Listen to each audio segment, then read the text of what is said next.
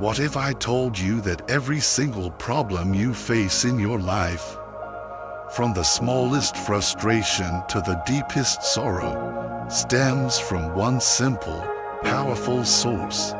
You care too much about what other people think of you. This may sound radical, but what if the true path to happiness and freedom wasn't about gaining the world's approval, but about courageously embracing the possibility of being disliked? Today, we are diving deep into the revolutionary teachings of the best-selling book, The Courage to be Disliked.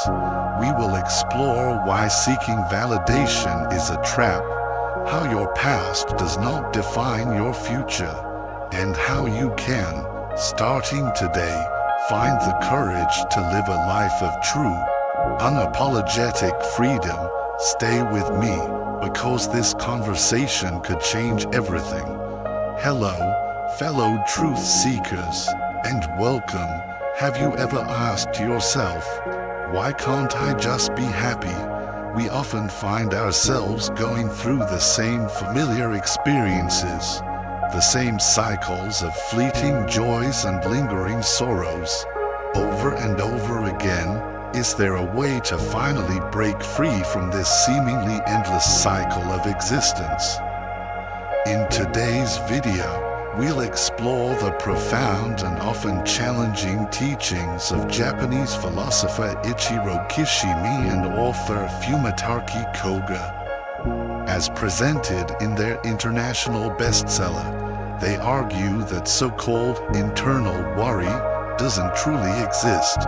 Whatever the worry that may arise in your mind, the shadows of other people, their judgments, their expectations, their perceived opinions, are always present.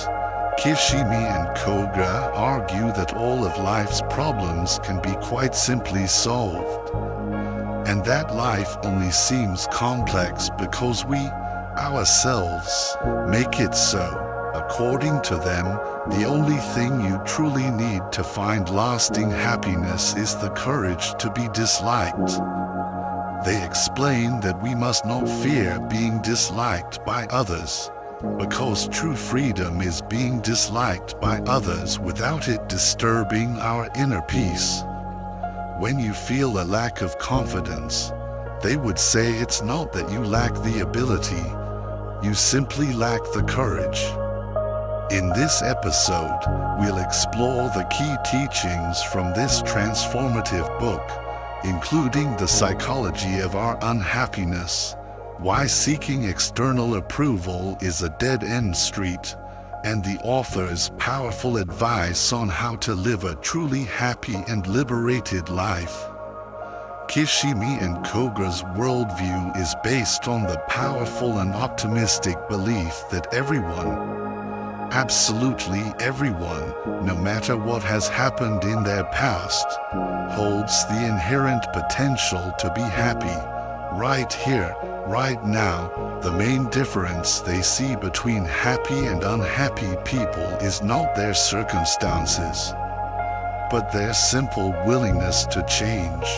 The book draws heavily on the revolutionary theories of the psychologist Alfred Adler, a contemporary of Freud and Jung, who believed that the self is a unified whole. Our body, our mind, our emotions, and both our conscious and unconscious thoughts, they all work together harmoniously toward a common, overarching goal. According to Adler, everything we think, everything we do, and everything we feel is purposefully directed toward achieving that goal, even if we're not fully, consciously aware of what that goal is.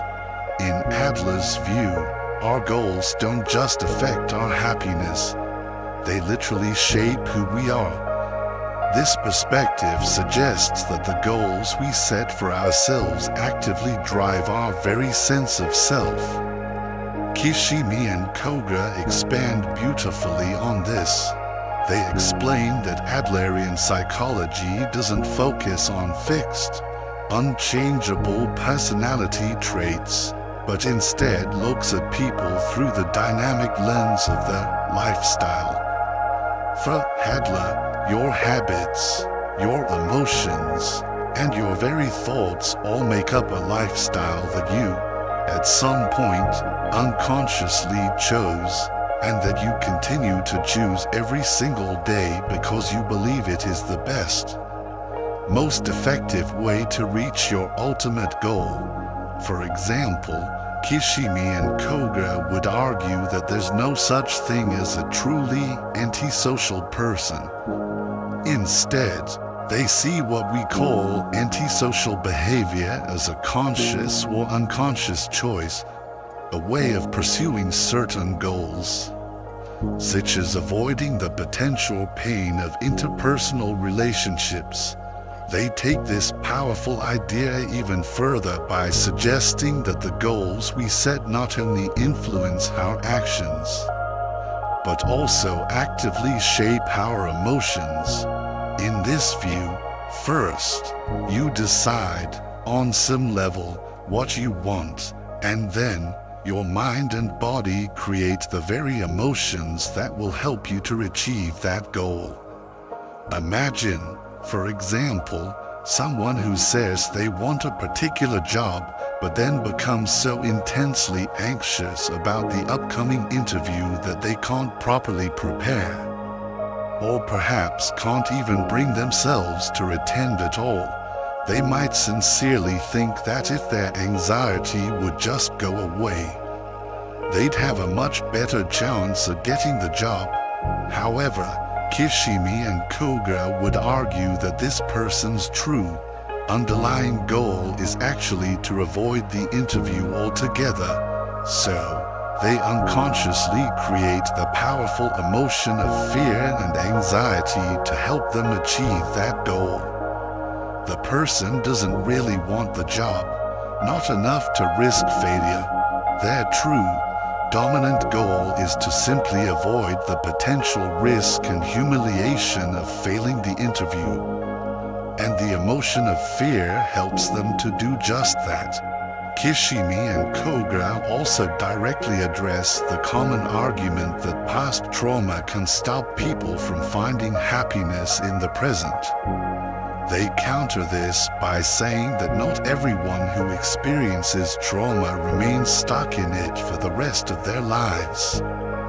For example, while negative childhood experiences may certainly influence the goals you set for yourself, they would argue that it's still ultimately up to you, in the here and now, to decide what goals to pursue and how you choose to live in order to achieve them. In the book, they write with profound clarity, no experience is in itself a cause of our success or failure. We do not suffer from the shock of our experiences, the so-called trauma, but instead, we make out of them whatever suits our purposes. We are not determined by our experiences, but the meaning we give them is self-determining. They also explain that no matter what has occurred in your life up to this very point, it should have no bearing at all on how you choose to live your life from this moment forward.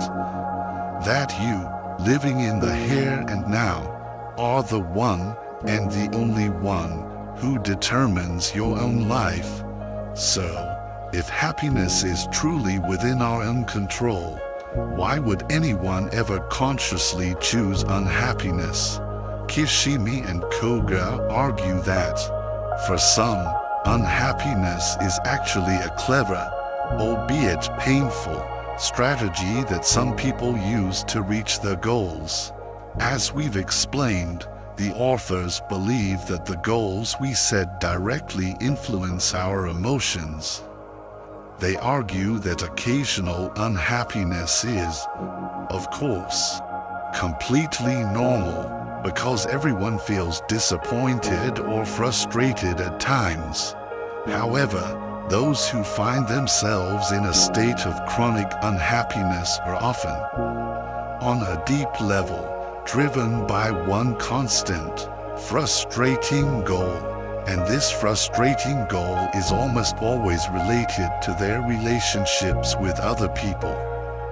This is such an important point because Kishimi and Koga suggest that your overall, day-to-day happiness depends almost entirely on the goals you have set for your interpersonal relationships. In other words, what are you truly trying to achieve in your connections with others? The answer to that single question, they argue, profoundly shapes how happy you are. So, your very emotions and your entire sense of self are shaped by the goals you set. And the goal that most deeply affects your overall happiness is the one you have set for your relationships with others. Kishimi and Koga explain that there are really only two main goals one can have when interacting with other people. You either seeking their approval, or you aiming to make a positive, authentic contribution in their lives. And they argue that chronically unhappy people have almost always, often unconsciously, made gaining the approval of others their main, driving goal in life. Unhappy people often believe that true happiness comes from being seen as good by others. Whether this desired approval comes from a teacher, or parent, or partner, or society at large, it always, inevitably leads to the same result: unhappiness. Essentially, unhappy people often operate from the deeply ingrained belief that being liked by others, being approved of by others, is what makes them a good, worthy person. Many would argue that this desire for approval and this seeking of validation is just a natural, unavoidable part of being human. However, Kishimi and Koga explain that this is a fundamentally mistaken view. They explain that humans don't truly seek approval to find happiness. We often find a temporary, fleeting happiness in receiving approval because it satisfies a much deeper, often unexamined, need within us, often a need born from our upbringing. For Kishimi and Koga, in many cases, this deep need for approval is due to the powerful influence of a reward and punishment style of education or parenting. But here is where the path to true freedom begins to illuminate itself. Because this journey isn't just about understanding the traps of our own making. It's about discovering the courage to step out of them, to choose a different way of being, the way that is not dependent on the ever-shifting opinions of others. And that courageous first step involves looking at a truth that might be difficult to swallow, but is essential for our liberation, and it is this very truth, this first step towards freedom, that we will explore right after this. So, we have come to understand that this desperate need for external approval, this habit of living according to other people's expectations, is a profoundly unfree way to live, a direct path to unhappiness. But what happens when, on this path, earning that coveted approval becomes impossible? This is where the unhappy mind employs some fascinating, yet ultimately self-defeating, strategies.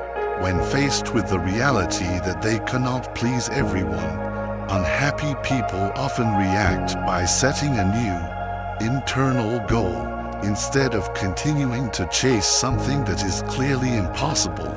They make the decision to stop trying altogether. They give up on the exhausting game of trying to gain everyone's approval. But in doing so, they don't truly let go of the desire. They simply create a new set of negative emotions. like fear and even self-hatred, to justify their decision not to try anymore. As Kishimi and Koga so brilliantly explain, these people are still, on a very deep level, letting their lives be controlled by that same unattainable goal of approval. By giving up in this way, they don't truly release their emotional attachment to it. In many ways, they actually make it stronger, and this, of course, only deepens their unhappiness as they continue to feel the persistent, gnawing pain of failing to reach something they've now convinced themselves they shouldn't even want. The second, and perhaps even more insidious, goal they often adopt is to convince themselves that something about them is fundamentally flawed, which, in their minds, makes it impossible for others to like them anyway. By holding on tightly to this limiting belief, unhappy people cleverly, yet tragically, avoid the perceived risk of not gaining approval from others, because they can now simply justify any rejection by saying, "Of course they don't like me, I'm flawed," or "something is just wrong with me." This strategy, however, keeps them perpetually trapped in a hopeless, miserable life, as they now believe they don't have the power to change whatever they think is so fundamentally flawed about them. Furthermore, Kishimi and Koga explain that this deep-seated need for external approval doesn't just impact an unhappy person's self-esteem. It also actively prevents them from forming healthy, genuine relationships. And the main reason for this is because unhappy people, those operating from a place of seeking validation, often unconsciously view life as a fierce competition. They see other people not as fellow travelers on a shared journey, but as rivals, as threats. In other words, if someone else succeeds, it somehow, in their minds, means that they have failed. This happens because external approval is almost always conditional. It depends on your actions, on your performance. Some people may like you for being funny, others for being generous, and some for your impressive career achievements. These are tough, often conflicting standards to meet, and no one on earth can meet them all perfectly, all the time. So, naturally, someone else may earn approval in an area better than you can. When others succeed, they effectively raise the bar of expectations, making it even harder for you to gain that same coveted approval. Kishimi and Koga explain that seeking external approval is, in essence, a zero-sum game. The more someone else succeeds, the worse you can appear by comparison. This mindset inevitably leads unhappy people to secretly, or sometimes even openly, fear the success of others. It may even cause them to subconsciously celebrate others' failures rather than offering them genuine support. And this very behavior, this competitive worldview, is precisely what prevents them from ever forming truly healthy, supportive, and loving relationships. As the authors explain, once one is finally released from this exhausting scheme of competition, the compulsive need to triumph over someone else simply disappears. This brings us to the beautiful alternative, the path to true, lasting happiness. So, how do we get there?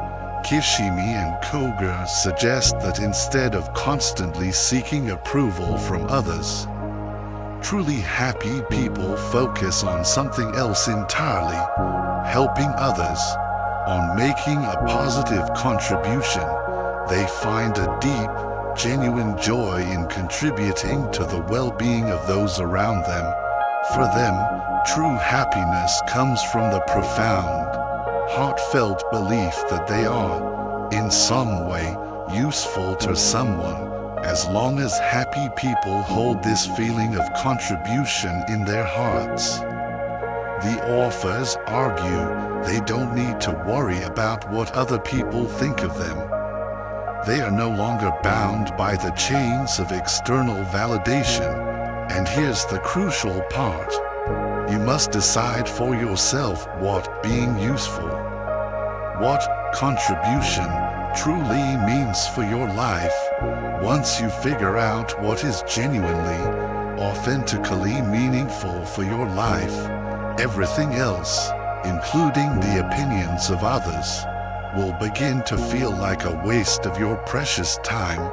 Even if you manage to meet someone else's expectations but you don't feel that inner sense of contribution, you will not find lasting happiness. As they explain, if one really has a feeling of contribution, one will no longer have any need for recognition from others, because one will already have the real awareness that I am of use to someone, without needing to go out of one's way to be acknowledged by others. In other words, a person who is obsessed with the desire for recognition does not yet have any real community feeling, and has not yet managed to engage in true self-acceptance, in genuine trust in others, or in a heartfelt contribution to others. For happy people, helping others isn't some selfless, martyr-like sacrifice. It's something they do, in many ways, for their own benefit, for their own fulfillment.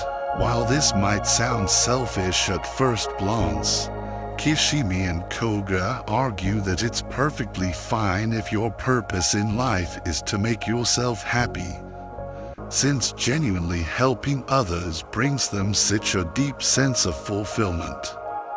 Happy people are able to serve others without expecting anything at all in return. Additionally, according to the authors, the desire to help because it makes you happy is the far stronger, more sustainable motivator than doing so simply because it's the right thing to do. That is because pursuing self-sacrifice just to be seen as a good person is, in reality, just another, more subtle form of seeking approval. Kishimi and Koga also argue that anyone, at any time, can begin to find happiness by simply realizing that just by existing, they are already bringing value to others. Human beings, by their very nature, naturally care about each other, and simply being present with others can be profoundly fulfilling, without any need to do anything extraordinary. Building on this beautiful idea, happy people come to believe that all human beings have an intrinsic value, even if they haven't done anything particularly good with their lives. Because of this profound belief, they can begin to accept themselves fully, even if they've made mistakes in the past or aren't as well adjusted as others might seem. They understand that their very presence is valuable to those around them, and this makes them feel good about themselves, despite their beautiful human imperfections. While Kishimi and Koga certainly acknowledge that some people do more good than others in the world, they point out that unlike unhappy people, who may see the success of others as a personal threat, happy people are able to genuinely celebrate it, since happy people believe that everyone can make others happy just by being authentically themselves. They see no need to view life as a cutthroat competition. The success of others simply cannot diminish their own intrinsic worth as human beings. Finally, happy people learn to focus on the present moment, enjoying life as it gracefully comes, without constantly worrying about the past or the future. Kishimi and Koga believe that we all have the ability to choose happiness. In any given moment, many people mistakenly think they need to achieve something big and impressive to finally be happy. But that's just not true. Anyone can begin to find happiness by simply recognizing the positive impact they already have on others. Just by being themselves, they clarify that this doesn't mean you should stop working toward your future goals. Instead, it means you should learn to find meaning and joy in the journey toward those goals. That way, if your life were to end suddenly tomorrow, you wouldn't feel like it was all wasted, because you had already found fulfillment in the process, in the very act of living. The key takeaway from this profound book is this: no matter what you do, no matter how hard you try, it's an absolute certainty that some people simply won't like you, and that's okay. Therefore, the only way to find true, lasting happiness is to courageously, wholeheartedly accept this reality and to have the profound courage to live a life that you believe is good, a life that aligns with your own deepest values, regardless of other people's ever-shifting opinions. This is why it is so absolutely crucial to lovingly, yet firmly, let go of the exhausting, lifelong need for external approval, and to instead cultivate the deep, unwavering courage to be disliked. This is not a call to be unkind or inconsiderate. It is a call to be radically authentic. It is an invitation to untether your happiness from the impossible task of pleasing everyone, and to anchor it, instead, in the unshakable ground of your own self-worth and your own capacity for contribution. It is about shifting your life's goal from, how can I get him to like me, to, how can I be of use? When you make that single, powerful shift, you are no longer a prisoner of others' judgments. You are free. If this exploration of true freedom and the courage to be disliked has sparked a fire within you, if you feel ready to break free from the chains of seeking approval and to step into a more authentic, more powerful way of living, then we passionately, sincerely invite you. Do not let this powerful moment pass you by. Subscribe now and become an essential, cherished member of our incredible community, a vibrant sanctuary where we courageously explore these transformative truths and support one another on the magnificent journey of becoming our truest, freest selves. By subscribing, you are not just getting more content, you are making a powerful, conscious declaration to the universe and to yourself. I have the courage to be disliked. I choose my own freedom. Click that subscribe button with the full force of your newly awakened spirit, and be absolutely certain to ring that powerful notification bell, because you won't want to miss a single one of our upcoming explorations into the profound wisdom that can set you free. And now, we would be so deeply honored to hear from you. Your journey, your voice, and your courage are what make this community so incredibly special. Please, anchor your own commitment to freedom by leaving a comment below. Simply, yet powerfully, write, I choose myself. Let's create a magnificent wave of collective, authentic courage together. Your declaration inspires us all.